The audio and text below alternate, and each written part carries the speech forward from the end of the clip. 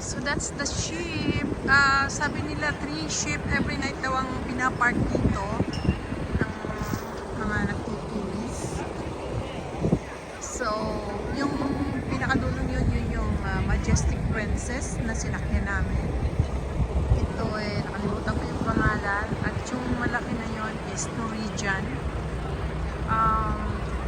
Halos kasing laki lang din ng ng Princess, kaya lang yung Princess Majestic mas mas mataas. Yung Norwegian mas malapad yata, parang mas ganun, malapad. At yung sa amin naman Princess Majestic is malapad na mataas.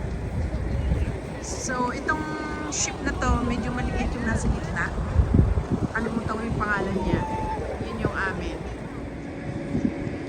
So, pala ito yung kanina na hindi ko ma-remember yung name ng cruise line is Westerdam. Holland America Line. Westerdam. So, first time kong narinig itong pangalan na to.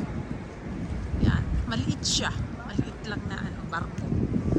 Ito yung amin naman, Princess.